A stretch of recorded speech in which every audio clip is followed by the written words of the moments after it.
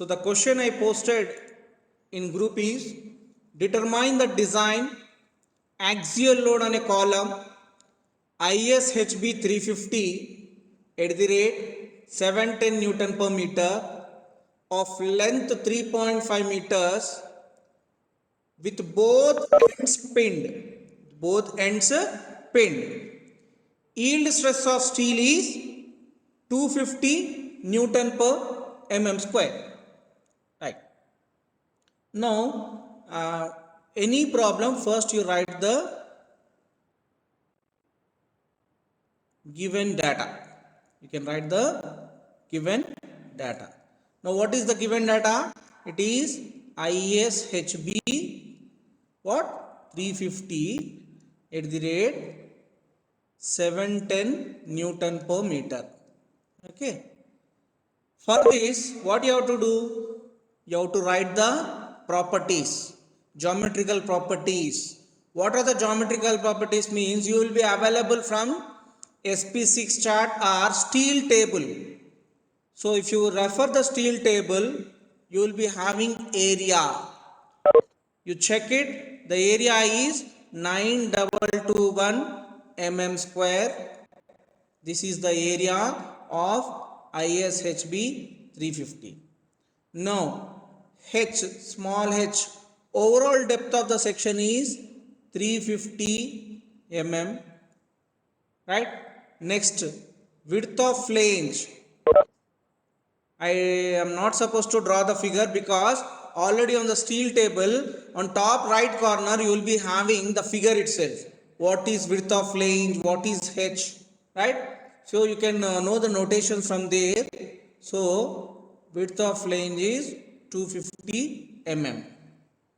Next one is what? Thickness of flange. It is 11.6 mm.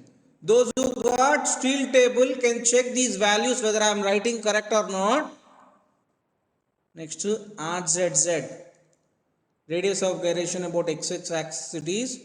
There you can find it 146.55 mm. There you will be finding there in centimeters. I am converting it into mm.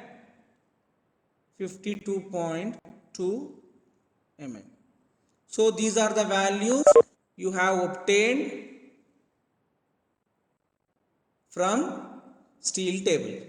Now, what is the first step you are supposed to go? Based upon the given data. Based upon the given data, L is how much? It is 3.5 meters. What is the condition, end conditions given? Both ends pinned. What is that? Both ends pinned. Both ends pinned means what? It is hinged condition. Means effective length is nothing but the actual length. For this, you can check page number 45, table number I think 11. We already discussed, right? So, the effective length is 3500 mm. Right. Now, after deciding the effective length, the second step we can go is deciding the buckling class of cross section. Deciding the buckling class of cross section. Right? So for this, what you have to check? You have to check the ratio, H by BF ratios. H by BF ratios. Now what is H from the given data? 350 mm divided by width of flange. How much it is? 10.4. It is 1.4, right? 1.4, which is greater than 1.2. And what is the TF value? 11.6, which is less than or equals to 40 mm. Now, based upon this, you have to decide the class about ZZ axis and class about YY axis. About ZZ axis, since you got 1.4 which is greater than 1.2,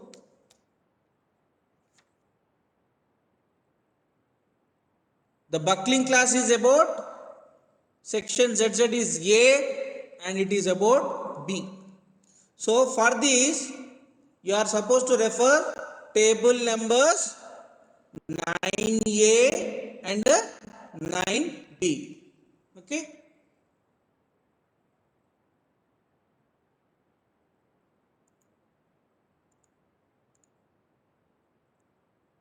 Are you able to see this?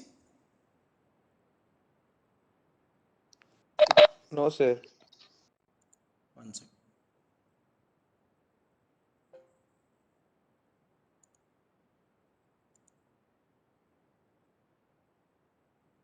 Now, Yes. right. Now we have decided the buckling class. Next will third step is will determine the effective slenderness ratio. Effective slenderness ratio. Okay. Now about ZZ axis L effective by RZZ. So how much? 3500 divided by 146.5. So you will be getting, please you check these values 23.89. This is a ratio, so no unit. Next about RYY, RYY, it is 3500 by 52.2, which is 67.05. Okay. Later on, this is the next step. Next, fourth step, you are supposed to find out the design compressive stress, that is FCD. FCD. Now, first about what axis? We'll see about first about ZZ axis. About ZZ axis. Now, when I will write here, when KL by RZZ value is 23.89, what is its FCD value? Now for that, KL by RZZ value is lying between 20 and 30. In between you are supposed to find out. Now for what value of this one? For Fy is 250. For Fy 250 Newton per mm square. You have to check it. You will be having verticals and horizontals. KL by RZZ is horizontal and Fy value will be vertical. From that, those values belonging to Fy 250 and KL by RZZ, that is the corresponding FCD value. This is 226 and this is 220. Now what you have to do? Interpolation. What is that? Interpolation. Now I hope you all know how to do the interpolation. That is 226. See, from here to here it is decreasing. So I will write minus of 226 minus 220 divided by 30 minus 20 into 23.89 minus 20. So what you are getting? Please check and tell me the value, how much you are getting. I think we will be getting around 223.66 Newton per mm square. Okay, you remember this value. Okay.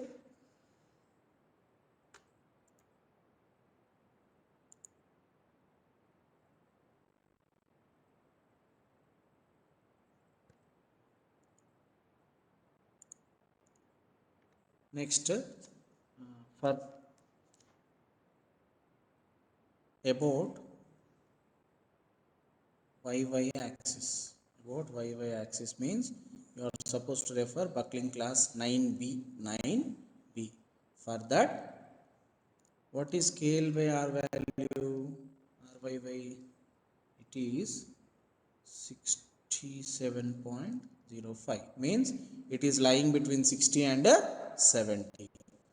What is the FCD value corresponding to 60 is, it is 181, it is 166. Now do the interpolation, 181 minus, since it is decreasing, minus of 181 minus 166 by 70 minus 60 into 67.05 minus 60. So you will be getting how much? So it is around 170.425 Newton per mm square. Now our aim is to find out the design axial load. Now the design axial load or strength. Design strength of a given section is how much? PD equals to AE into FCD. What is AE? 9221. Yes. Into FCD. Which one? You have to take the least one. That is 223.6 you got, right? Previous one. That is 223.66 you got. So lesser of these two values. So 170.425. If you calculate, you will be getting 1571.5 kilonewtons, right?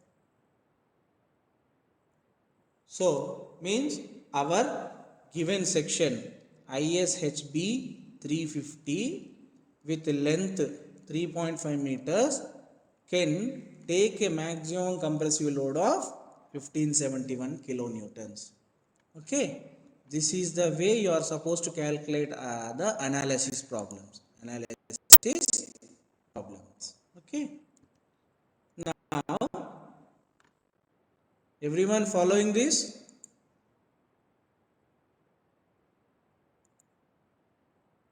Aditya, Sir. have Okay, you sir. followed? Have you followed? Yes, sir. Yes, sir. Right, fine. Shall we move for another question? Yes, sir. Okay.